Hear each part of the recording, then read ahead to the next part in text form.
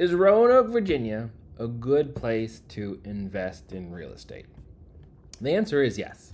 There's potential here to cash flow. There is a lot of potential for good appreciation in a growing area, growing in desirability more than growing in size, but that's a different conversation.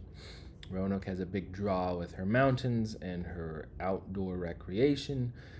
The cost of living is good, and the quality of life is great with your, again, outdoor living, greenways, walking spaces. Walkability is a big important factor to Roanoke City if you're looking in the city, which has most of the multifamily, which, if you're an investor, multifamily is going to be the place to make the money. With interest rates where they are in today's market, cash flow has become harder, but it is not impossible in Roanoke's market. Very impressive, especially if you are factoring in property management and this is fully passive to you. I thought it would be a good idea to use the sheet I've built as an example. I've got this for free. I'm about to make it live. I've been tinkering with it. And then this will basically be something you can put in your information in that form. I'll add a link in the bottom so you can download this and tinker yourself for your market, for Roanoke's market, or whatever. As it is, it's set up where the yellow cells are things you can edit, and then gray cells are set up to make automatic changes. So if you wanted to find out how much you could work with, or what you can use what you have, or how you can use what you have to work with, I've kind of put in these little parameters that, again, you can edit. So if you have $100,000 that you're willing to invest in real estate with, you know, a lot of DSCR loans, which are fantastic products if you're not familiar, for investment properties, will at least need 20% down. But if you need to budget for 25%, you can do that, and these numbers will tell you more or less what your max budget could be based on having a bit of money set aside for rehab. I mean, if the property is perfect, you can make this 0, and then, you know, now you can afford a nicer, bigger property. But, you know, cost of sale, if you're paying your buyer broker out of your funds instead of the seller's funds, if you're budgeting for homeowners insurance and your title company and all the things that are going to happen when you buy a property for the first time, you know, 4% is probably a safer number. But, you know, you can be as safe or as reckless as you want. So if you leave in some money for just light paint and what have you to secure a new tenant for a new unit, there's a little bit of cost of sale budget, and then 25% down. If you had $100,000, theoretically, you could push your budget up to almost $300,000. And then I've got in here just a little loan calculator, so you can tinker around all you like. If you can afford a $300,000 house, 25% down, maybe I should make those mirror each other. We'll let them be separate. And then let's say you could get a shitty interest rate of 8%, and you're at a 30-year term. Your P&I, your principal and your interest, is going to be about $1,650, $1,651. Now over here, this is where the calculations happen. So if you buy a 3-unit property, that's what this is doing right now. Spoilers, because I have an example we're going to use. If you were to buy a 3-unit property and assume these are the rents, you put the input here, then this will change the rent that unit is displaying for that year. It will sum up the income to let you know what the total income is. Oh, this is broken. Let's fix it. Fixed. Total income. And then in here, I've got some pretty safe numbers for budgeting. So to get your net operating income, you would take your total income and subtract out your operating expenses. In this, I've got it so you can plug in whatever the property taxes are for the year. You can plug in an estimate for your homeowner's insurance, and then you can plug in cost for fuel, gas, if that's relevant, electricity, if there's a house meter to pay. In Roanoke, I have left this at a monetary amount per month. In different areas, I'm sure that wouldn't be an owner expense, but in Roanoke, we have a lot of these old houses, especially closer downtown, where there's still radiator heat with a gas furnace, or gas boiler, I should say. and those typically heat the whole building if it hasn't been metered out and separated out. So that's why I've got that in there. Water and sewer, same story. If you've got a radiator that's pumping the water through the whole building, then you're probably paying for the water bill as well. But in different markets, these would be zero. So, you wouldn't be paying your tenants' fueling stuff. You wouldn't be paying their water bill. Building maintenance and repair, this is a line item I budgeted in. And regardless of whether you actually spend $200 a month on building maintenance and repair, you should at least 100% set that amount aside, just as a CapEx expenditure account ready to go. So, if you wanted to budget for having that set aside so that you can build up a little safety net in year one, you can do that here. If you want to just assume you're not going to have to fix anything year one, you can do that here. We'll leave $200 for safety. And then if the tenants aren't taking care of the yard, which if it's a multi-unit building, unless you're giving one tenant a discount or some sort of incentive to take care of it for you, then you're probably paying somebody to mow the lawn, blow the leaves, what have you. So I budgeted that in. These actually, I don't remember if I did this specifically. Yeah, those don't change. I might tinker with that. And then down here, this is property management. So assuming you don't live here or you don't live near your multi-unit, you would want to budget for a property manager. Some charge 8%. That will be automatic, and some charge 10%.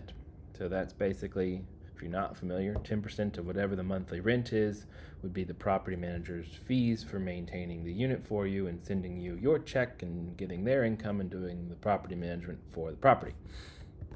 Of note, I left this in here. This is a fast calculation just to have a metric and an expectation around it.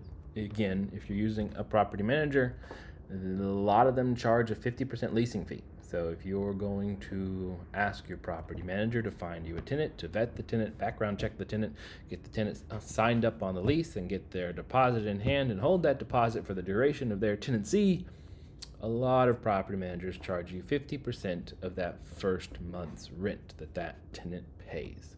So this is calculating 50% of all of the rents in that month.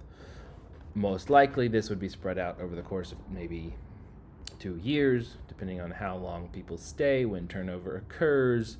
But this is a nice simple assumption that everyone rented in January and you paid your property manager 50% of that rent to get them in the building. So from all of that minus the income, you get your net operating income.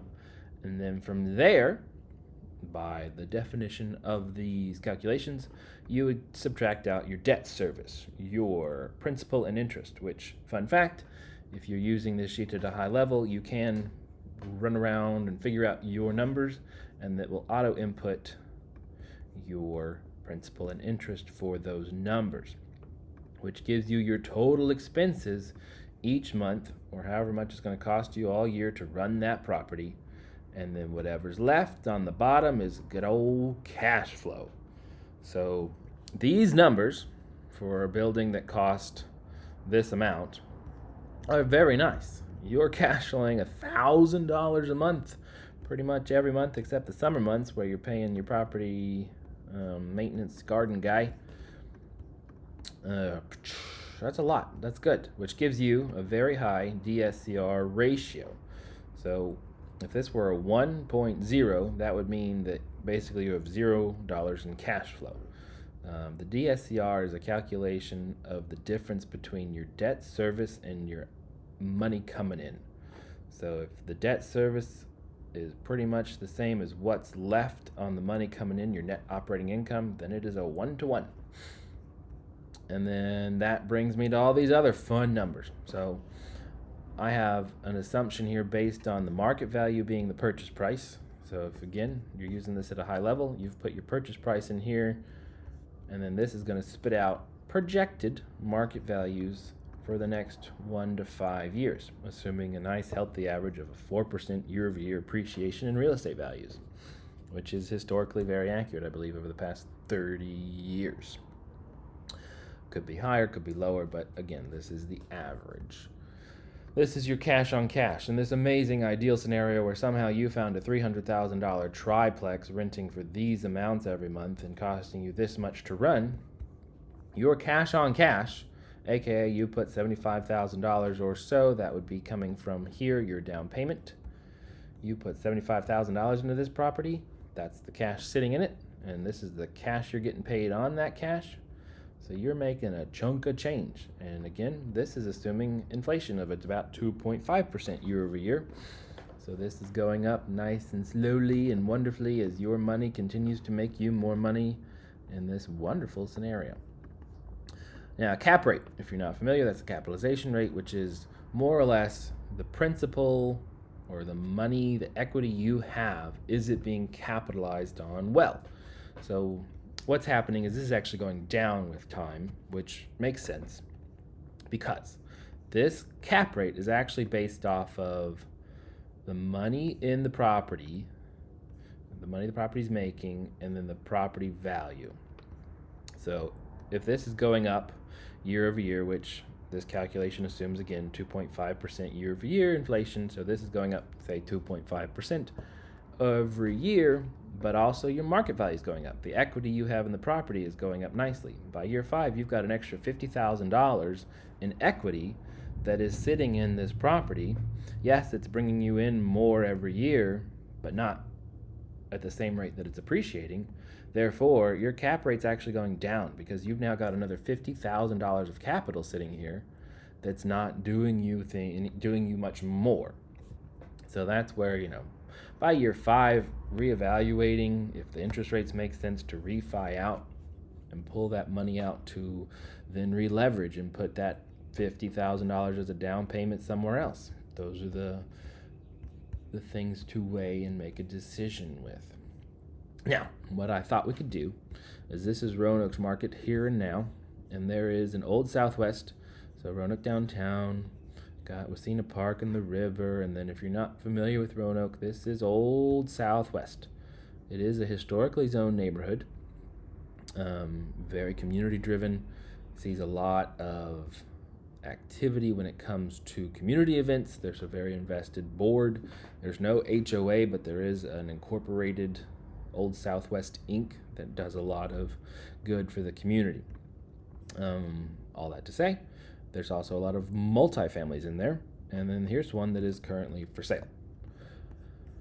So you've got 602 Allison Avenue. They want $369,000, and in typical Roanoke Old Southwest fashion, it's window unit AC and radiator gas heat, which goes back to what I was saying about this factoring in here.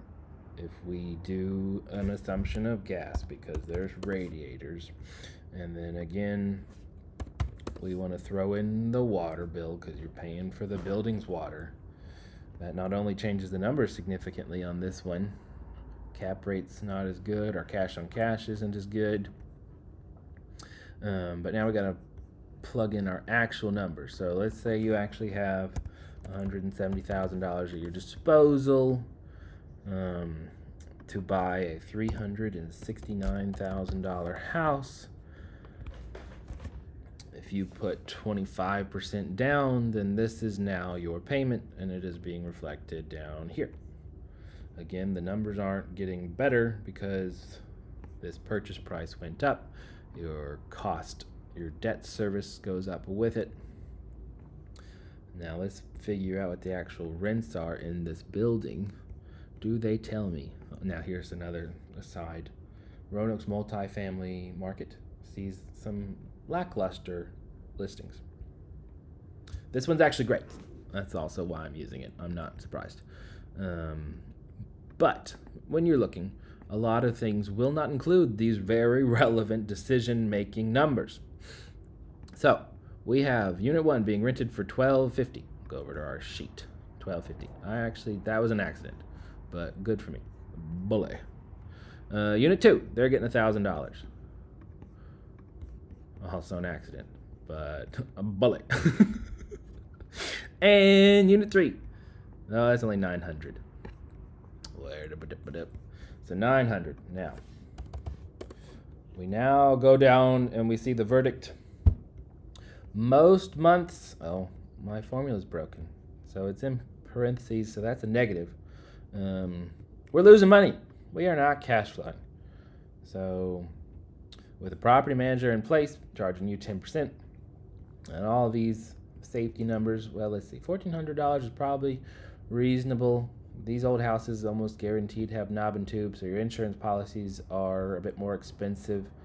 Usually you have to get like a commercial policy, which sucks, but just, old houses, unless you want to spend the money to totally rewire it, which great arguments to do so if you have the money to do so.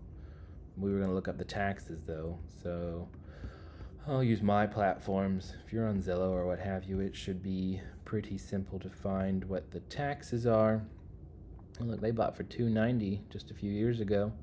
Now they want $369. Good old appreciation. So yeah, Roanoke City taxes, they went up $37.60.54. We can plug that exact number in. $37.60.54. And our cash flow got worse, so we're losing $5,000 a year on this house, which means really to get a loan for it, this needs to be at least 1-to-1 if you want a lender to underwrite it for a DSCR loan. So we need to buy it for less. What number actually makes it make sense? It's not $350. How overpriced are they for someone who wants to buy it and make money on it, which most people would want to do that. A $325 doesn't cut it. Now, I just want to make sure of something. Yeah, that's just it. So what I did is I changed the down payment to lower, which means this actually goes up because you're putting less money in. So, that would be another solution here. If you really wanted the property and had more at your disposal, you could put more down. 30% down makes your debt service almost a 1-to-1. You're not losing your shirt, but you're not making money. Assuming in a perfect world, all of these things work out just so, and you have no vacancy, because there's a lot in this sheet, but that's what this is telling you. So this is the break-even occupancy rate, which means if that's over 100, you cannot afford to lose even a day's worth of rent. So, what this is saying is the property's overpriced for the rents that are coming in. Now, here's where Roanoke's market can get unique. So you'd have to buy this for $300,000, putting 30% down, assuming an 8% interest rate. If this was 7.5%, things are going to look a little bit better. You got a little bit of cash flow. So, these are all things that play a role. But let's talk practicality. I doubt the seller's going to take a $300,000 offer when they are asking for $370,000. Probably not. They're probably just going to work with what they have and make the money they have. Now, the cost of management would go up, finding someone to manage the property in this capacity. But if you're a local investor, this wouldn't be as big of a problem, because what Roanoke has to offer, if you've watched some of my other videos, is you've got Roanoke Memorial Hospital, Carilion Hospital right here. So a lot of travel nurses, and travel nurses love 1-bedroom, 1-bath units, which this building has 2 of. So what you can do is churn those into, instead of 12-month long-term tenants, you could say goodbye to the tenants that are in place once the leases are up, and you could rent those for a much higher market value. Thank you. And maybe make some money. So let's see. What they're saying is unit 1 is a 1-bedroom, 1-bath. They're saying unit 2 is a 2-bedroom, 2-bath. The pricing here is odd. So there's some questions to be asked. Why is the 1-bedroom, 1-bath getting a lot more than the 2-bed, 2-bath? Whereas this other 1-bed, 1-bath is making a lot less than the other 1-bed, 1-bath. I don't know. Regardless, if you were to turn this into midterm rental instead of long-term leases, it'd be likely those one bedrooms could bring in $1,400 a month. If they are furnished units, ready and waiting for a professional to come to the city for 3 months, usually it's a 3-month turnover, and then you're going to see probably an increase here as well, at least to the same degree. So if each one of these units could be rented out at $1,400, and then you offered the seller maybe $360, and you put in only 25% down, the numbers now start to shake out pretty good. You've got a really nice DSCR, you've got good cash on your cash, you got a good cap rate. However, what this isn't factoring in is this is assuming those are always rented. So the hardship with the way this form is built is you need to go in and edit, and let's assume turnover every 3 months. So usually there's some lag, some people come in and come out, and so you don't get a full rent each time in those months. A lot of times though, tenants will renew their contract. So let's say the next turnaround, one tenant decides to stay and renew her contract, so then she starts to renew and turn over here, whereas these guys are now renewing and turning over here. I'm really probably diving too deep into this for you, but Furnish Finder is something I know very well. But with that factored in, it's still working. Your cap rate is not as good. Your cash on cash is money coming in, which is all that matters for a DSCR, where you're leveraging a loan to make this happen. And then again, you're benefiting from appreciation. So years go by, property values go up, assuming you're taking care of them, and you've now got an extra, what would that be? That's about $40,000 in equity built up over this time that you've also made it probably around, a break even or so. But tax sheltering, the other value of real estate when it comes to depreciation and making tax benefits work for your favor. All in all, that's the purpose of this sheet. That's a way to use it with a property, and then those are some ways to maybe reinterpret what could be a highest and best use of a house in certain markets where the long-term leases don't bring in the money that the property needs to justify the purchase. You could find a more creative solution in how to rent it and acquire the asset that appreciates with time. So that, I think, is a good place to stop. That's a lot of information and a really big deep dive into investments and numbers, but it highlights the sheet. I know there's ways to improve the sheet, but it's a very good tool to start with if you're looking to just leverage some information. Yeah. Anyway, we're going to leave it there. Have a great rest of your day. Talk to you later.